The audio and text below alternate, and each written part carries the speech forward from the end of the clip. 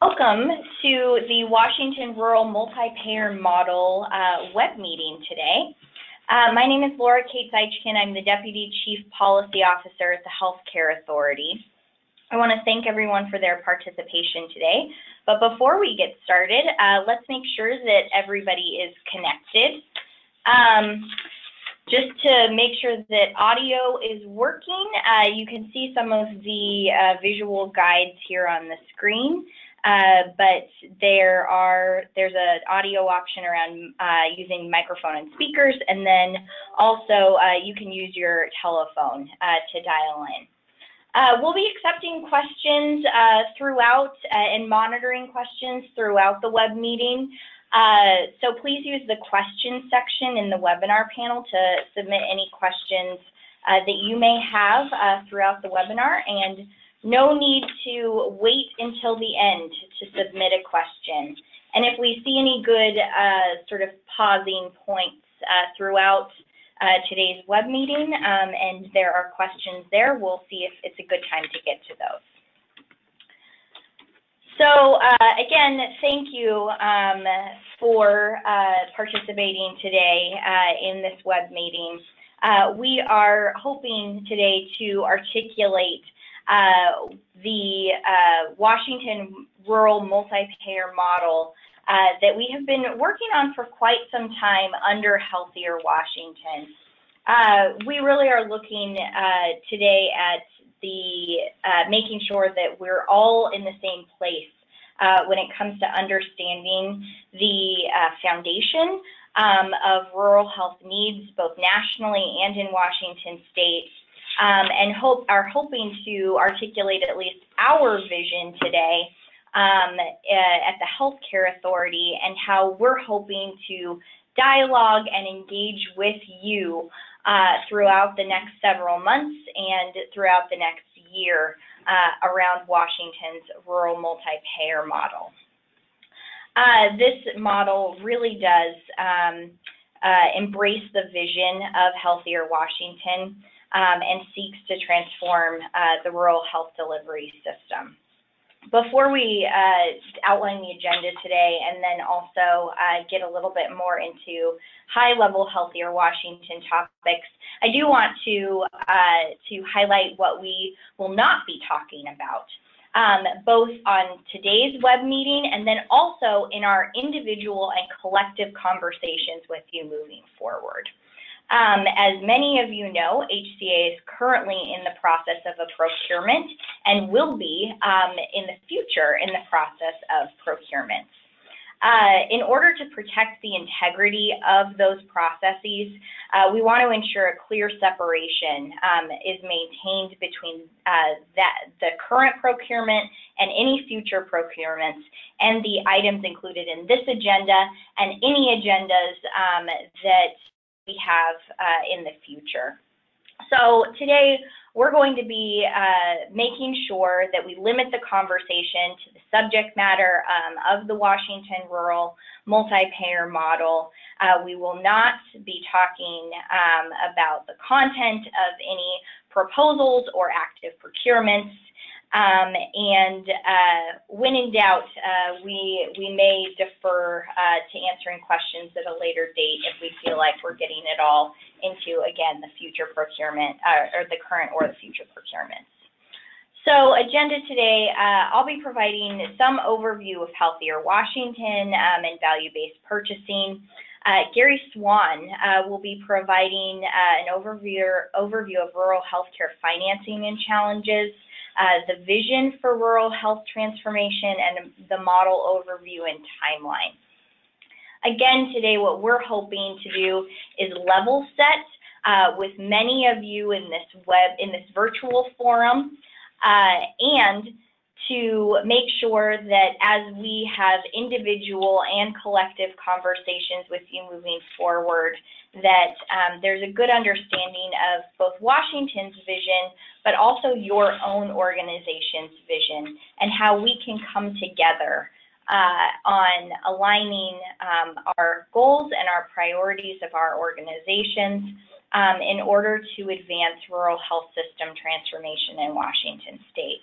So thanks in advance for your input and engagement. And while this web meeting is going to be a lot of talking at you, we do look forward to talking with you in future forums. So what is Healthier Washington? Healthier Washington embodies our commitment as a state across the governor and his agencies, health systems, payers, purchasers, communities, public health, to improve the health of people and our communities. We have 3 goals in Healthier Washington, and those encompass the various efforts that we have, that the state and its partners are undertaking under the Healthier Washington Initiative. The 3 strategies of Healthier Washington is to improve how we pay for services, and particularly making sure that we are paying for value and quality and not the volume of services. We also are ensuring that care focuses on the whole person, and Healthier Washington builds healthier communities through a collaborative regional approach. There are multiple implementation mechanisms and multiple efforts that all fit together to collectively address these 3 strategies and ultimately a healthier Washington. To go a bit into the implementation mechanisms, we have foundational legislation that was passed in 2014 that provided the foundation for many elements of Healthier Washington, and including some legislative direction to move toward value in state-financed purchasing. After this foundational legislation was passed, we received a $65 million federal grant to advance a Healthier Washington, and particularly these 3 strategies. We're entering the final year of that State Innovation Models grant, which has been largely focused on paying for value and population health, and has multiple mechanisms, including regional collaborative bodies, transparency, payment redesign, and more, that really has contributed to what we believe will be the sustaining function of a Healthier Washington, which is value-based payment and managing healthier populations. Most recently, within Healthier Washington, we received the Medicaid Transformation Demonstration, which is a 5-year, up to $1.5 billion contract with the federal government to advance these strategies and the goals of Healthier Washington specific to our Medicaid population. We are entering the 2nd year of that 5-year demonstration. And again, we're looking to the foundational pillar of value-based payment to make sure that our incentives are aligned in order to manage the health of populations and transform our payment and delivery systems. So that's Healthier Washington, but who is HCAA? HCAA is a purchaser. We purchase healthcare for over 2.2 million people in Washington State. That's 1 in 3 of the non-Medicare population in Washington State, and we have $10 billion annual spend. We also have the delegated authority from the governor's office to move forward health systems transformation and health reform efforts. And we do so through the platform of Healthier Washington, which ensures that it's not necessarily just the state government leading the way, but also recognizes that we need our public and private partnerships and partners in order to advance these aspirational goals. And then finally, we are a convener, and we look to convene where we can in order to fill gaps and advance statewide aims. With that, I'm going to turn it over to Gary to speak a little bit more about our specific value-based purchasing strategies and how it ties to the rural multi-payer model. Thanks, Laura. So we've set out a target to have 90% state-financed health insurance in value-based payment arrangements and 50% of commercial healthcare in value-based payment arrangements by 2021. Of that, we have several different tools to help advance our value-based payment initiatives, most notably our Medicaid demonstration and the SIM grant, but we also have the legislative authority to move this forward. Within the SIM grant, there are 4 different payment methodologies. One, we're focusing on the full integration of physical and behavioral health. The second payment methodology, which this work stems from, focusing on federally qualified health centers and rural health clinics, and an alternative payment methodology, and additionally addressing our rural health providers potentially in a new payment methodology. The third, engaging our public employees in an accountable care program, so moving them towards a value-based payment arrangement. And really the fourth is engaging our commercial markets through providing data and additional supports to our providers to advance their value-based contract arrangements. So as I mentioned, this work really stems from Payment Model 2 and some of our early efforts in addressing rural health. To provide some context for our rural health delivery system, I'd like to go over a little bit around the financing mechanisms and some of the orientations of how our rural health delivery systems are structured. So first and foremost, the payer mix in our rural populations are heavily dominated by Medicare populations. Equally balanced is Medicaid and commercial, and then there's a smattering of other types of payments, so like workers' comp and other kinds of self-pay, those kinds of things that fold into the payer mix. But that range, at least for Medicare, ranges somewhere between 40% to 60% of business for our rural providers. In Medicaid, hovering, in commercial, generally hovering somewhere in balance around 20%. In terms of the providers that you can see in these rural communities, there are critical access hospitals, sole community hospitals, and then your traditional PPS type hospital. These providers are financed in different ways and have different resources available to them, but generally can be bucketed under some of the broader characteristics that identify for rural health providers and populations being served. So for our critical access hospitals, they are reimbursed essentially for costs for Medicare and Medicaid.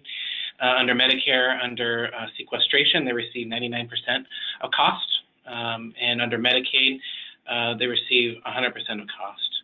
Additionally, these critical access hospitals receive disproportionate share payments, so they'll receive additional supplemental payments for being small and rural, for if they have nursing facilities and other types of services. They additionally receive some trauma funding. So in Washington State, there is a trauma network ranging from 1 to 5. Most of our rural providers fall into the bucket of 4 and 5 level trauma centers. And there's also DOH dollars that come from our Flex monitoring team. As being a critical access hospital designation, there's some additional dollars that fund our critical access hospitals to help improve quality and maintain access. The last piece, and this would apply across critical access hospitals, local community hospitals, and other traditional type hospitals, are public hospital districts. And essentially, these are districts that are a board that manage the hospital within that district, and they can essentially levy taxes to help supplement services that need to be provided within that community. Sole community hospitals are cost-based type designation. They have a 50-bed limit. Critical access hospitals have a 25-bed limit. And then you have your traditional PPS hospitals, where essentially we're using fee-for-service rates that are set either from Medicare or from the state, and our insurance companies go out and contract in a way that makes sense for their line of business. Additionally, there's on top of the rural hospitals as being the central entity in these rural regions, primary care is a large focus, as well as long-term care services. In terms of primary care, rural health clinics are the principal entity in these rural regions. They can either be provider-based or independent. Provider-based meaning that they are owned either by a hospital or some other entity in the region. Independent is like a small doc that's practicing just under the designation. These rural health clinics, and they get reimbursed based off of cost for services rendered. So they get a cost-based rate times the number of visits to get their total payment. The federally qualified health centers fall into that same kind of cost-based bucketing, but they generally are a little bit broader in scope and the services that they provide, and most commonly what we will see are satellites that operate within these rural regions. And then there's other rural primary care services that are potentially offered through the hospital ED or some independent practice that operates in these rural communities. Additionally, long-term care for critical access hospitals can be offered through our swing bed services. So swing beds are essentially long-term observation beds, and they get a per diem rate. Or there are, I think, 4 skilled nursing facilities that operate in these rural regions, and they get per diem rates for those services. And then sitting additionally out there in some areas are home and community-based services and specialty type services. I do want to make sure that we're drawing some clarity around these financing mechanisms. They're more on cost-based, and there tends to be a variability in the orientation of how these services are structured. So critical access hospital may or may not own a rural health clinic. There may or may not be independent providers out there. There may not be satellite FQHCs out there. And it's important to note that these rural health delivery systems are not consistent from one to another. The rural hospital structure tends to favor stabilization and transfer of patients or referral to higher level tertiary specialty care facilities. More often than not, specialty services are not available in these rural regions. And it's also important to note that rurality comes in terms of a continuum, that there are different definitions of rural across these different provider types. And we derive those provider types from a federal standard. So Medicare is important in any kind of rural health system transformation.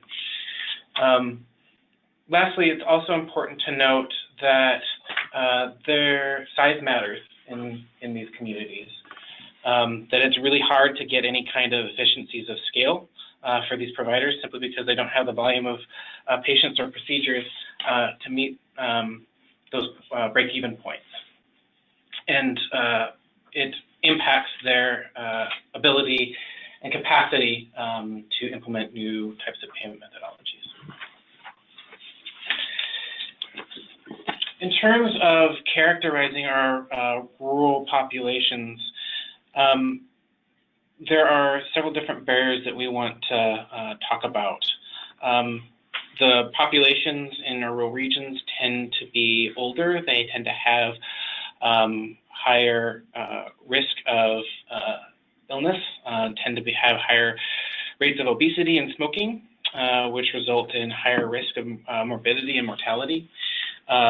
Due to the financing structures, there tends to be less access to a PCP or behavioral health specialty.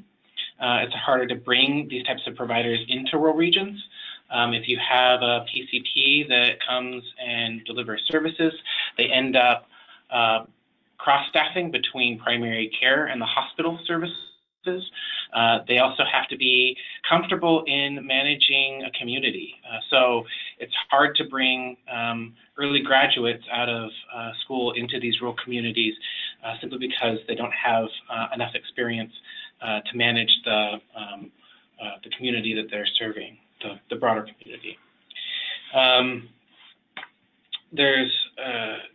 These communities tend to be more isolated. There tend to be higher rates of poverty and are negatively impacted by socioeconomic factors. And it's important to also note that these communities, their needs vary from one to another. Think for winter holidays and think Eastern Washington Chelan for summer holidays. But when you need to have services, these are the providers that you'll seek out. But in general, they tend to have lower utilization and are more financially stressed and have lower operating margins and total margins to invest in new endeavors. So these are some of the challenges, and giving a brief overview of what the delivery system looks like in our rural region and what we seek to address. I'm going to pause for a quick moment and ask if there are any questions just on characterizing our rural provider types and some of the populations that they serve. No? So nationally, these rural providers have been challenged, even with the supports of cost-based financing, of expansion under Medicaid, as well as, at least in Washington State, ability to tax through public hospital districts and other resources. Nationally, we see 123 rural hospitals have closed, and 48 critical access hospitals have closed. MedPAC has recognized this as a significant issue, and in their 2016 report to Congress, they proposed two different approaches. One looking at a standalone emergency room type approach, or a primary care model type approach. We've also seen legislation at the national level being sought through the REACH Act, which basically removes inpatient care and increased cost-based reimbursement from 101% to 110%, I believe.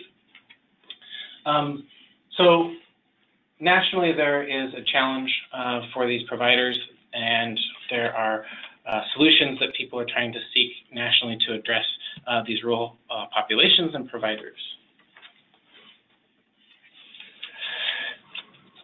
CMMI has recognized the importance of addressing these rural populations, and it really embraced sustaining and addressing these rural providers through transformation in the way that we are paying. In Maryland, they have launched a globally budgeted payment methodology of which rural providers can participate. With this budget, all payers pay the same rates, and they established a budget that grows at 3.58% of total hospital growth, and for participation, supporting with care redesign. So focusing not only on addressing the costs in the system, but focusing our providers on how they want to transform under a new type of budgeted payment methodology. Vermont has launched a ACO type model, which includes the entire suite of services provided in the communities, but caps those in terms of total growth of cost at 3.5%, and focuses on improving health outcomes. So establishing a total budget based off of growth, and then really focusing the providers on how they can address substance use disorders, suicides, chronic conditions, and access to care. And in Pennsylvania, more specifically to the rural populations and rural providers, Pennsylvania has launched a rural health model in which they establish a global budget for inpatient and outpatient hospital services based off of total net revenue for those services. And again, I believe the trend factor is around 3.5% for Pennsylvania.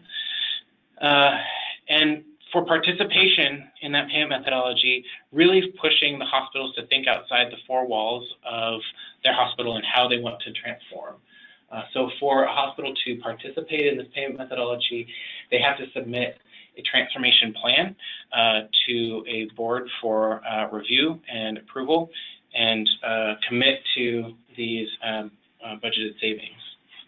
From a CMMI perspective, all of these payment methodologies embrace patient-centered approaches that improve on quality and patient experience, that are accountable for the total cost of care and a commitment to manage the total cost of care. Our focus on transformation changes in the way that care is delivered from a multi-payer perspective. So recognizing that if we want to have the types of system transformation that really achieve on total cost of care, patient-centered approaches, that the multiple payers have to participate in the payment methodology. The models are broad-based and require broad provider and payer participation. They have to be reasonably sound and feasible to implement. So this needs to be administratively feasible for implementation, and there needs to be feasibility to evaluate on this payment methodology. So we want to see what the outcomes are going to be, and we want to make sure that we are able to improve against baseline. So these challenges writ large have not gone unnoticed in Washington State. Through our direct engagements under Payment Model 2 with our rural providers and through the Health Innovation Leadership Network, it's been expressed that rural healthcare requires fundamental transformation, that if we are to really improve the way that care is delivered in our rural communities, ensure that they are sustainable going forward in the future, it has to be predicated on a fundamental transformation of payment and delivery. The Rural Health Innovation Accelerator Committee have embraced the sentiment, and in 2016 we worked with them, and out of the knowledge, extensive knowledge at that table, came up with this key problem statement that we hope to address through these types of payment methodologies.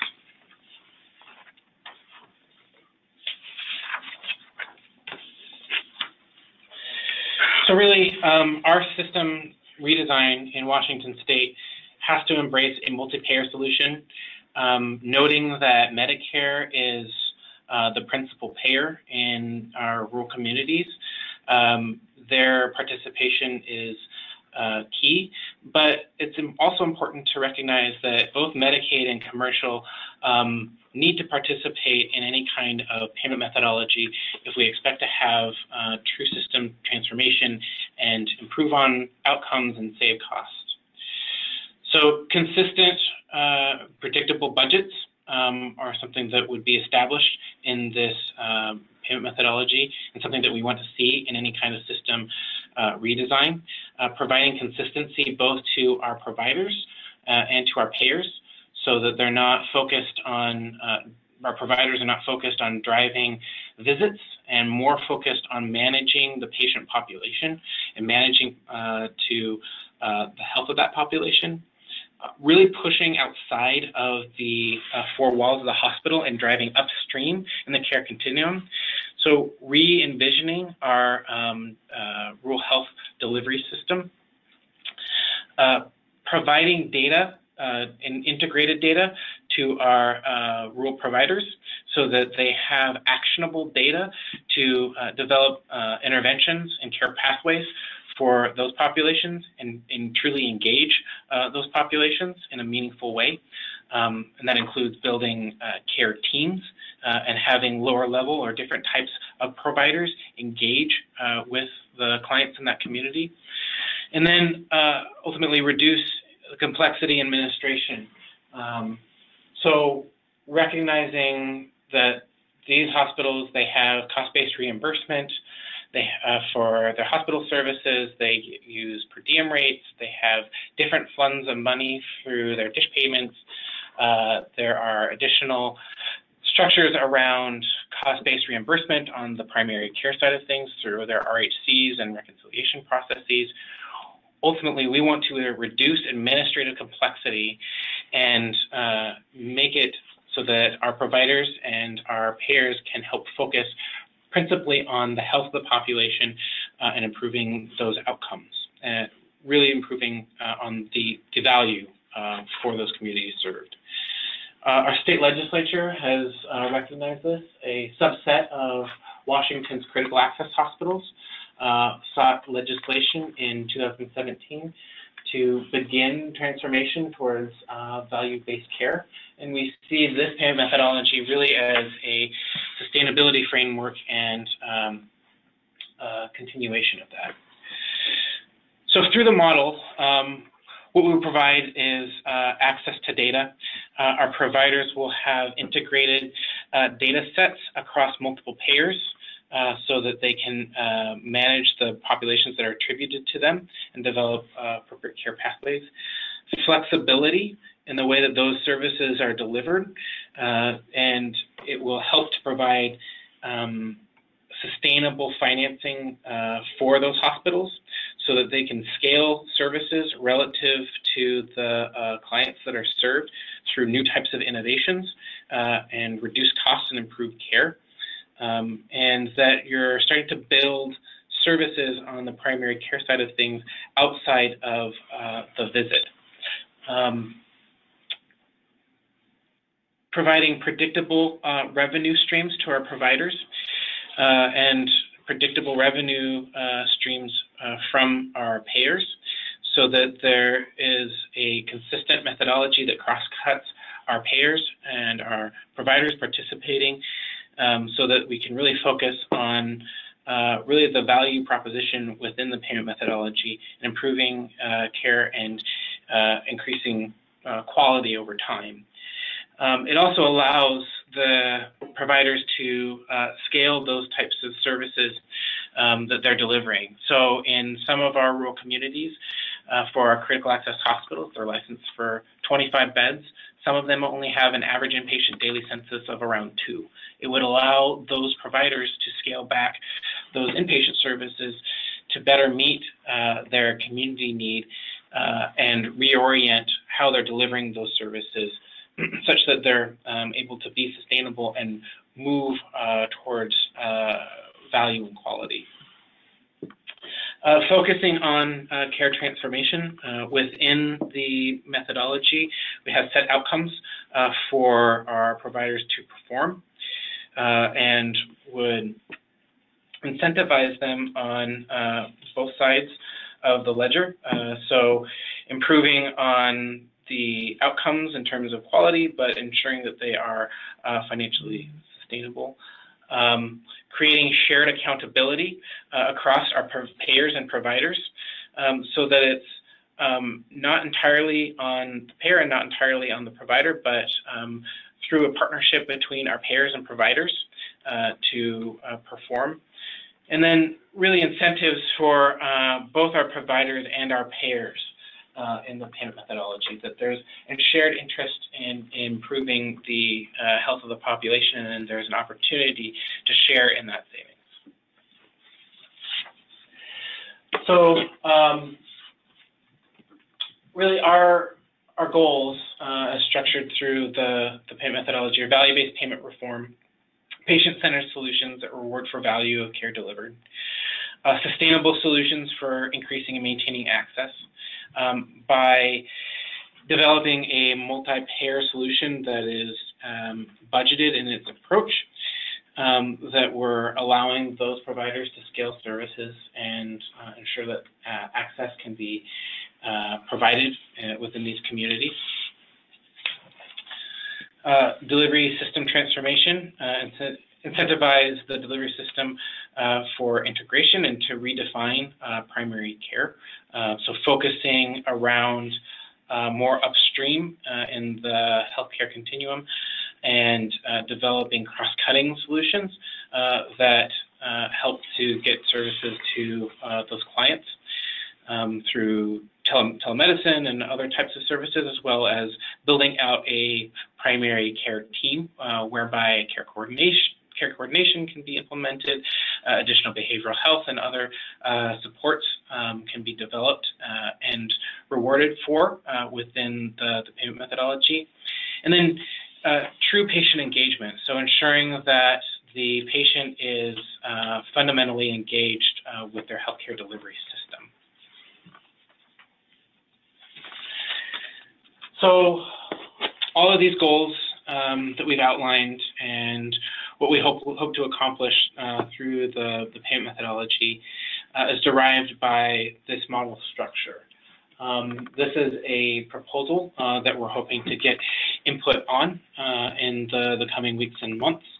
But what we have entertained is really bucketing services for the hospital and primary care into a budgeted approach. That we would look at inpatient services, outpatient services, including observation services, swing bed services that are offered within critical access hospitals, ancillary services, and primary care.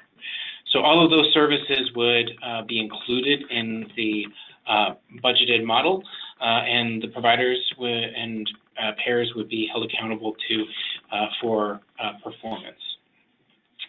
The basic construct of the model is that it's multi-payer, that it's scalable to include additional payers and providers, that it provides the flexibility for our rural providers to redesign and incentivizes that redesign. Payment for the budgeted type approach would be based off of historical net revenue, utilization, and or costs in a budget neutral approach. And that we essentially would establish a per resident type payment for the budget for those attributed members. And each participating payer would have that set attribution.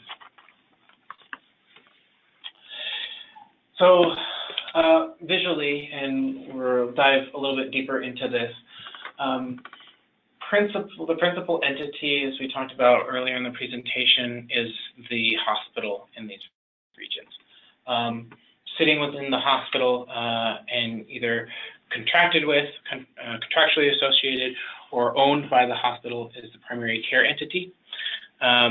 We would focus the payment methodology through the hospital and contract with the primary care services.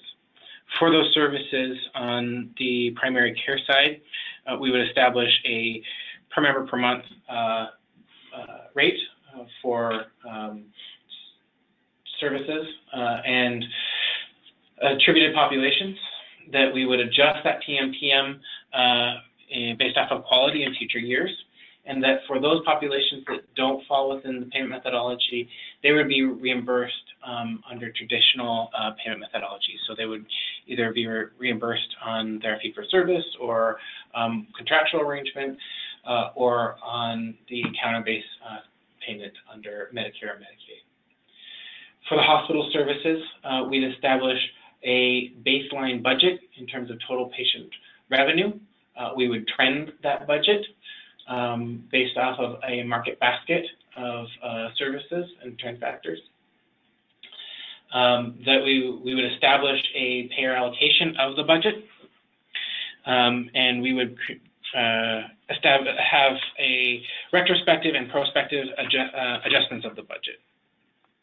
So retrospectively, on a periodic basis, there'd be a reconciliation and we would true up the budget based off of past history and services rendered, and then we would prospectively adjust the budget in future years based off of changes in the services, participating payers, quality, and the like.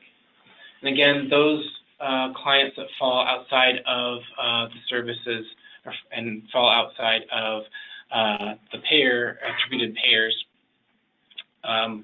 would be reimbursed on an encounter basis under traditional methodology.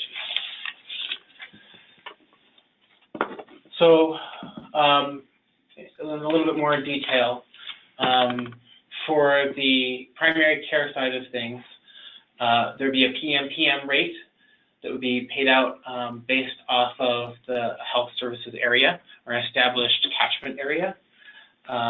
We would establish that budget based off of historical utilization and costs. We would trend that by the Medicare Economic Index, and the PMPM would be adjusted based off of quality in future years.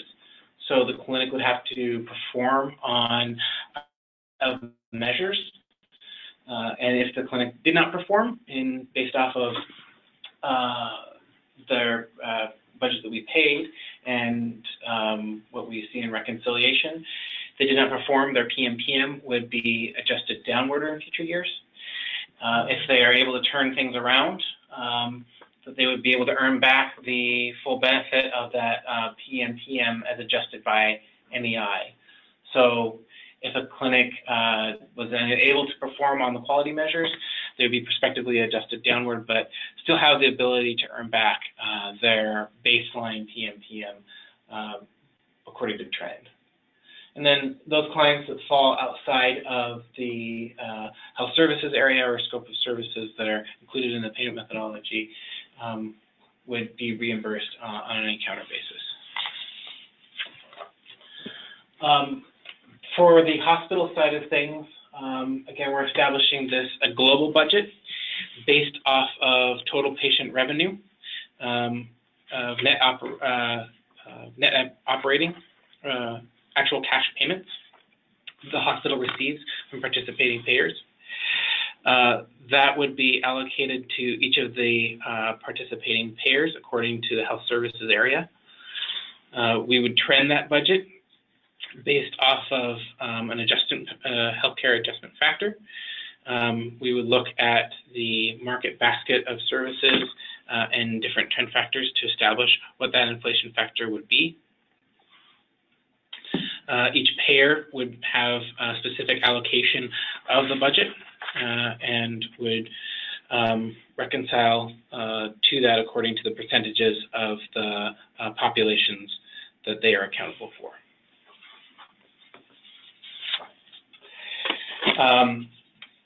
There would be a retrospective adjustment of the budget and a reconciliation. So first and foremost, the hospital would continue to pay or bill as it has traditionally has in the past, and payers would traditionally pay as they have in the past. And this would be a reconciliation on the budget that will happen on a set interval time frame. So either on a quarterly basis or a semi-annual or annual basis, we would perform this reconciliation and identify what the participating payer share was, and the hospital will either pay the payer based off of that reconciliation, or the payer would true up to the hospital according to what the established budget is. Prospectively, we would adjust the budget based off of changes of the participating payers on top of and on the number of residents within the hospital's service area and the cost of those services, so trending the budget, and then on the hospital's performance on quality measures. And then again, the encounter-based payments would be for all of those clients that do not fall within the health services area or for the scope of services. So if there's a a drive-by or if there's an emergent situation, those patients would be reimbursed based off of encounter-based payments. So structurally, that is the payment methodology, focusing on the hospital, turning around and contracting with primary care, either that they own or having that contractual relationship, establishing a budget, and really performing to quality. We will incentivize through this payment methodology transformation projects and quality components that align with everything else that we've seen happening nationally and we see happening through the Medicaid demonstration, so that we're creating consistency across our measurement and performance for our participating payers and providers, and that we would allow our providers the flexibility to really focus on the care that they are providing to the community and not on just billing for those services.